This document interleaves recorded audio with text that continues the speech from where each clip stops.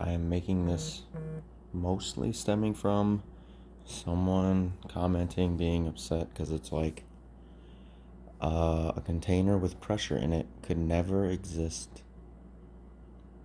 with a vacuum next to it, and you put a hole in it. Like, it would just have to instantly evacuate and there wouldn't be a rate of flow.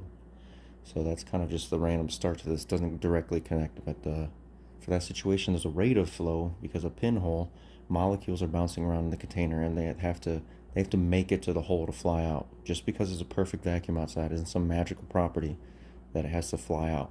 And they ended up saying something like, pressures can exist next to no pressure, and that is not true. And then that usually even goes further with the types of flat earthers or science deniers of rockets can't exist in space, so there must not be space. Usually the problem of their thought is there could never exist an area of higher pressure that you draw a line to an area of lower pressure and there's no shooting up of that high pressure. Like, it's impossible to exist. The atmosphere of the earth is a gradient of pressures, and even if you want to let's call it suspend the belief, or don't want to think about the earth as a ball with gravity, so just think of it as your room. Even just your room, matter and mass wants to go down. Call it a mysterious down-seeking force if you want. The mysterious down-seeking force applies to all matter and mass, and we watch it apply. Gas has mass and matter.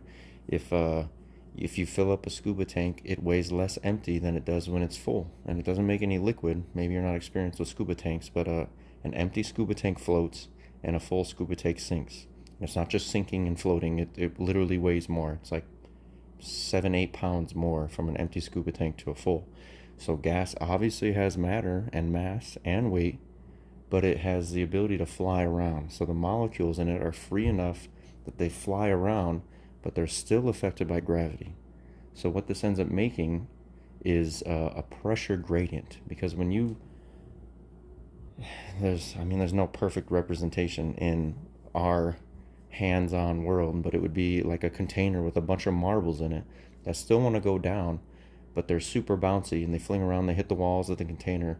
They still tend to want to go down, but if they're in the situation where their equilibrium of energy stays constant, so they'll forever bounce around, they will tend to pack towards the bottom, because not only is there wanting to fly around, but we said there's an invisible down-seeking force that is like gravity. Gravity's the easy, let's call it the standard word for most people. But everything that wants to fly around, if there's gravity, it tends to make it smash itself towards the bottom, because they still want to be able to go down, but they also can't stop moving. So the ones that are at the very bottom have the most above them that are tending to try to come down on them, but they still move. So that means the ones on the bottom move a little bit, they run into stuff more. And then as you go up and up and up, they run into stuff less and less and less. And at the very top, you will see just random marbles trying, they will at some point go up. And since there's still a pole that tends to want to bring them back down, they don't just go up forever. They go up and they'll go in like a little parabola and come back down. And the thing that they run into is the other molecules.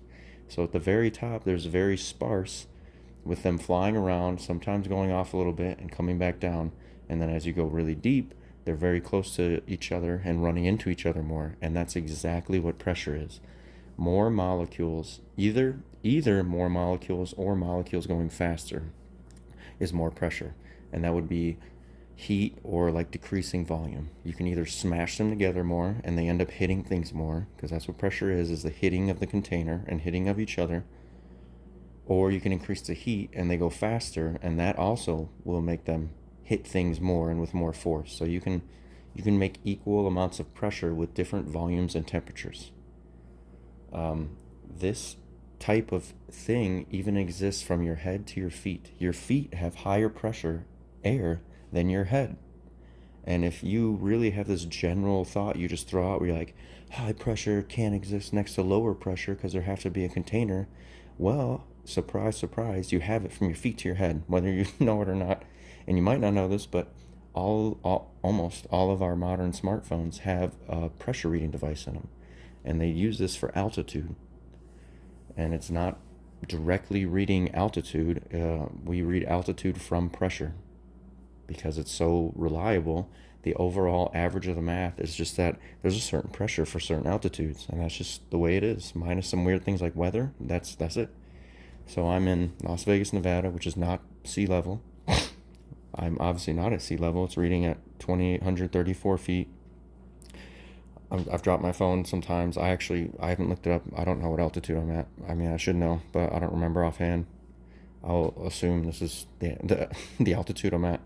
But right now I'm talking at my mouth, and I'm a little over 6 feet tall, so I'm putting it at like my chin. So let's call it 5 feet. And lucky enough, this number ends in a 5 right now. So if I go to my feet, I should make it down to like 0. So 2830. Let's go down to my feet.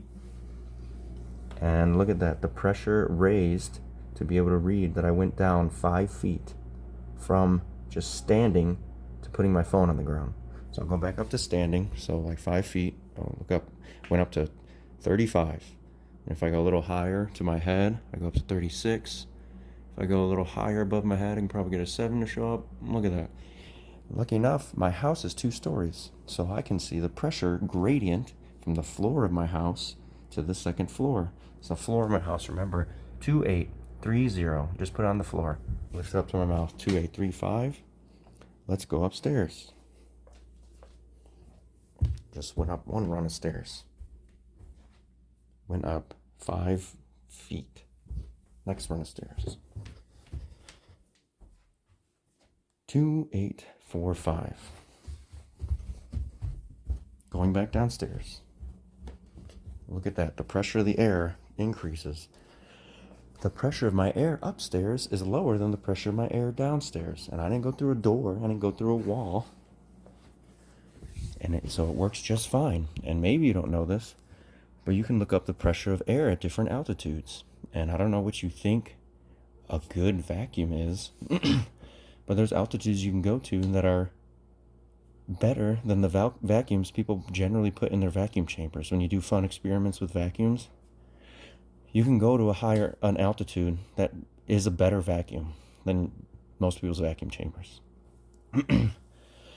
You look it up if you want. At like, you get up to like 100,000 feet, and you're not even in single-digit PSIs anymore. You're in like fractional PSIs. There's readings done that go all the way to like thousandths of a PSI. So right here on Earth, you can point up to the sky to a point, well, even like a mountain.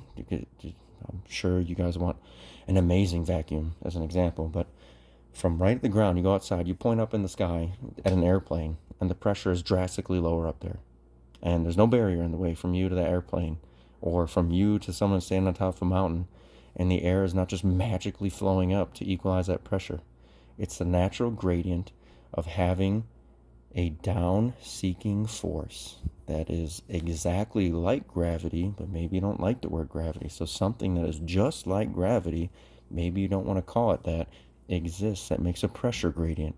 You go up high enough and molecules are randomly trying to fly off and get pulled back down, and it's not even a line because it's this crazy gradient. So there's this area where you start seeing single molecules fly off and come back, and when they come back down, they run into other molecules. And that's it. From 14.7 psi to sea level all the way up to space, where you tend to almost never see a molecule, but you still will. There's always a pressure, like in space. There can always be a random molecule that comes along and hits you, and even one molecule hitting you even every 100 years, if you're out in space, is technically a pressure on you. That you could put a number to it and have a bunch of 10 times a negative whatever, but there's essentially always a pressure. A molecule hitting anything that is like just spreading out, going its own way in the whatever directions in space, hitting something is a pressure on that thing. So it's just a gradient. Sea level up to nothing. Your feet up to your head is a pressure gradient. Your first floor up to your second floor is a pressure gradient. You start at the bottom of a mountain, you go up to the top of the mountain, there's a pressure gradient. So this general idea of it can't exist makes no sense. I'm sorry. You have it right now. Open your phone, get Sensors multi-tool app. From your feet to your head, you can measure the difference of pressure with no barrier.